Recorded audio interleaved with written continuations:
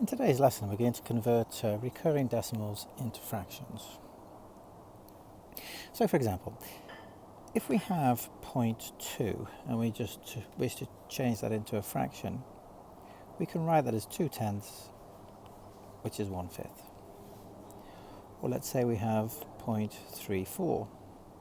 Well, that would be 34/100ths. That's what 0.34 means. And we could simplify that to 17/50.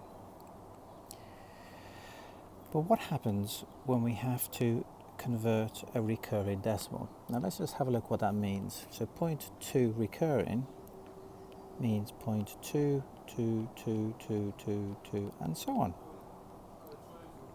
So the difficulty is, what do we put it over? Well, we can't put it over 10 or 100 or 1,000 because we've got much more number of twos, so many more digits. So what can we do? Really clever trick here. It's a really nice method, and this is the way we go about it. Okay, so we say let n equal 0.2 recurring, and we're going to convert n, which is now a decimal, into a fraction. Now I like to write it out like this. Now, because we only have one recurring decimal here, we multiply by 10. So we multiply everything by 10. So we get 10n, and then this becomes 2.2222, and so on. If we now subtract upwards, 10n take away n is 9n. And when we subtract upwards here, notice very cleverly all of the recurring bits disappear, and we're left with 2. And so n, which was originally a decimal, is now the fraction 2/9. Okay, let's convert 0.34 recurring into a fraction. Okay, let's just remind ourselves what that looks like. So we're going to say let n equal 343434. So it's the 34 is recurring on and on and on. Okay, since we have two digits that are recurring, we're going to multiply n by 100. We're going to multiply the right hand side by 100, and we get 34.34343434, and so on. And again, really clever. Let's subtract upwards. 100n, take away 1n is 99n. And when we take away on the right hand side, all the recurring bits disappear, and we're left with 34.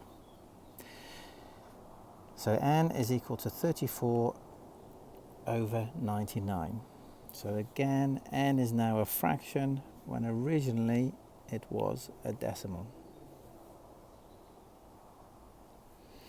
Okay, so the question says convert 0.125 into a fraction. Okay, so in this case, let's just write what that is. That is 0.125252525, and so on. So it's only the 25 that is recurring. So let us write n is equal to that, and so on. Okay, so we have two recurring digits, so we're going to multiply by 100, so that gives us 100n. Okay, now when we multiply by 100 on the right hand side, we're going to get 12.525252525. And then if we subtract upwards, we get 99n. And then on the right hand side, let's see what happens. It's slightly different this time, though all the recurring bits disappear. So we're now actually doing 12.5 take away 0.1, which is 12.4. So don't forget, originally n was this decimal here, and we want to write it as a fraction. So we're going to divide both sides by 99. Now, it's not typical to have a decimal in a fraction like that, so let's multiply the top by 10 and therefore multiply the bottom by 10.